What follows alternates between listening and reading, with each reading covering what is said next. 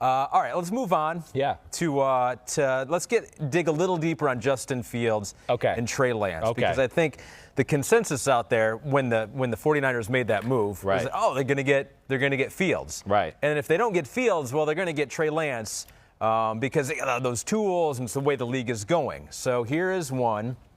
Vish Kumaran, who said, why don't you like Justin Fields to the 49ers as much as Mac Jones or Trey Lance? Do you think there's anything to the fact that he has a prior connection with Shanahan through the quarterback collective, which that picture came out? I think that was a while ago. Yeah, right. That was was some Fields camp or whatever. I think that was when Fields was in high school. I think so too, yes. With John Beck being his quarterback coach, this feels a little meant to be. Okay, so a little deeper on Justin Fields, because there have been comments that Shanahan made during the season, I think in reference to Josh Allen. It's like, wow. And things that you've said, too. Sure. When the play breaks down, nice to have a guy that's got something other than just the pocket passer, Tom Brady type thing. Right. He can make plays happen outside the pocket. And a lot of people think that's Justin Fields, or maybe that's Trey Lance, too. Right. It's good thoughts. Let me just say this right off the bat, because I've heard this a little bit. Like, first off, the Josh Allen film had way less questions. You know, as far as an evaluator goes, it did. Now, I know there was some dicey throws and decisions, but they were literally, again, if you went back to Josh Allen the year before he came out, when the team was a little bit better, the film was a lot cleaner. That last year he was in college, the team stunk. But there was still a lot of good reads of plays and good things like that and going through progressions. Now, sometimes it was, I got to the fourth progression, and that guy's covered like a blanket too, just like the first three were. And now he throws a ball into a tight window in the double. There was some of that, certainly. But there was less raw questions about Josh Allen. Wyoming was literally like, we're not very good. Please save us. That's what they did with Josh Allen. And that led to some bad habits because they were like, well, we can't win unless you do 7 cartwheels and flip away from that guy and throw a 50-yard laser. We can't win, so you're allowed to do whatever you want. All right, so that led to the rawness. But there wasn't a rawness to his mechanics and the way he saw the field and the ability to throw different balls and everything like that. With Justin Fields, I see rawness in all of those areas, with the way he reads the field, with the mechanics, sometimes with just looking at one guy and then going, wait, what about 2 and 3? Why did we just not even look and start running? Or why did we panic and just wait on number 1? Things like that. Pro Football Focus saw him, and when he got blitzed, they did the analysis that it actually took him a longer amount of time to make his decision and get the ball out. That goes into it too. A ton of free blitzers where I write in my notes. Nobody I wrote more notes with on Justin Fields, where I went, I don't think he has any idea that he was hot here. Now, he got out of it because he's a freak of nature athletically and can do things like that to where, the blitz got there, but they didn't get him, and he still made a play. But it's different to where I can watch Kellen Mond or Mac Jones or Zach Wilson, and they have free blitzers, right? But they know they're free, and they know, like, I got to get the ball out here real quick or do that.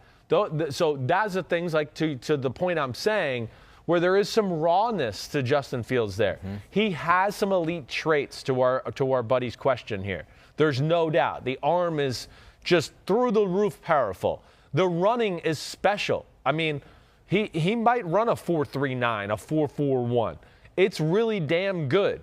But like I said, at the end of the day, there's too many big questions I have as a pure thrower, a decision maker, and consistency in that department and all of those things I just said there, to where that scares me a little bit. Mm-hmm. And again, the name of the game still, as much as we like movement and all of those type of things, it's still throwing the football and making the right throws. Yeah, we want a guy that can get out of the pocket and buy a little more time to throw a football and do all of that. Right. But, right now, like I've said earlier, with Justin Fields, he's got all those great physical abilities, and there's some things to like about the throwing, but the things he needs to fix are not where I just go, oh, there's slam dunk, he'll definitely fix them. I see guys do this all the time. Sure. There are ones where I go, I don't know. These are tough ones.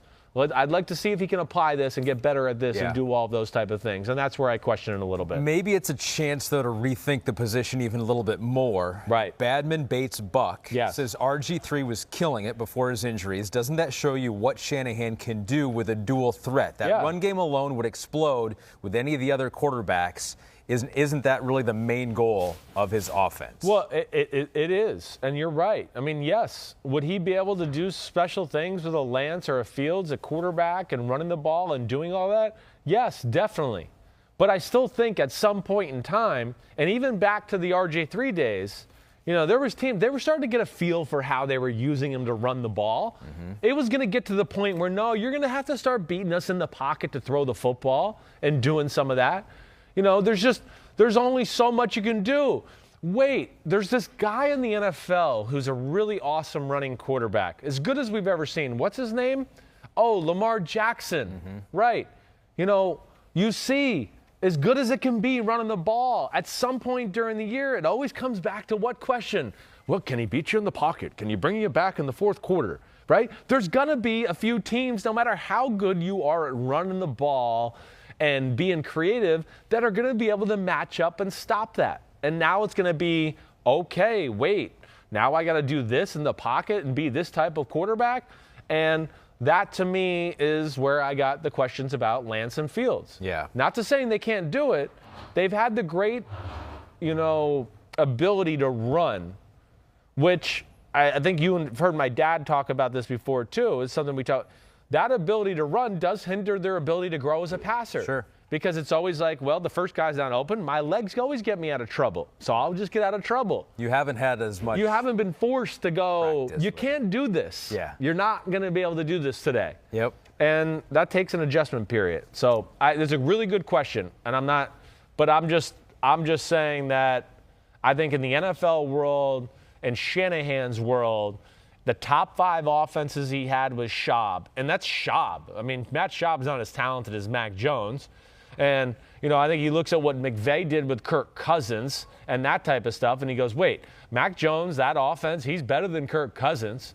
He's definitely more talented than him coming out. And then I think, again, it goes back to the Matt Ryan thing, and he thinks about what he did there, and he goes, yeah, it's cool what I did with RG3 and all that.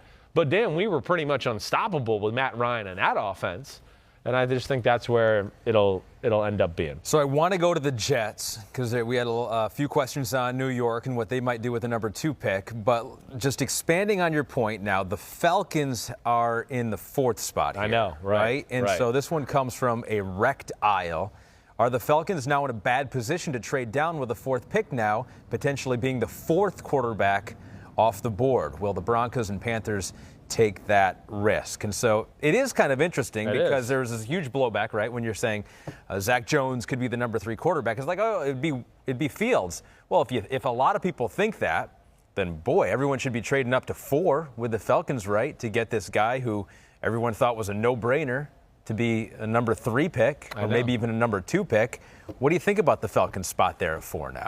Anybody you talk to, everybody thinks Atlanta's hot on Trey Lance. That's all I hear. When there's that much smoke, I always think, okay, there's fire. Like, this is not just one guy throwing out a rumor or one guy that, is probably being played by the agent and just like letting out propaganda or being lied to or anything. There's too many people kind of in the know that think there's a real love affair there with Trey Lance. I think that's too high for number 4. You've already heard my reasons. Yep. A lot I like about Trey Lance. I don't want that to be, taken away from my evaluation. There really is some things to love about him. But, yeah, the team I look at more than anything here with this current scenario are the Carolina Panthers. They're like Shanahan and the 49ers have given every signal in the world that they want another quarterback this year. They're done with Teddy Bridgewater. They're done with it. Mm-hmm. They want a guy that can make more plays, more throws, bigger arm, take advantage of, DJ Moore and Robbie Anderson and their speed and everything they got that go that way. So they're the team I look at more than any other out there to go, would they make the move up now to get one of those two guys that they really like? And again, I like I said, I question that fit too.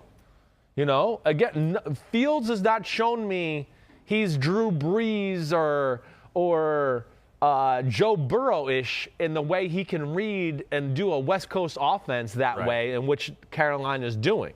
So that's where I question it. I do. And that's where I get into the Carolina thing, too, and watch out for them off of our buddy's question here is just with, you know, Sam Darnold. I think he'll be on the blocks here at some point because the Jets are going to go Zach Wilson. And, of course, you know, Jimmy G. Those two guys, to me, fit Carolina's offense more than Fields or Lance. Well, if they go Fields or Lance, I think you're going to have to change your offense for a little bit. I do. And I don't know necessarily the way it's set up to say those two guys could take advantage of the DJ Moore and Robbie Anderson, all of their capabilities, at least in their first 2 years of their career, as they learn to be better polished passers and all those things that I talked about. I don't know if I answered the question there, but. Yeah, no, I think so. So okay. You think that, I mean, there's a real possibility here that quarterbacks go 1 through 4.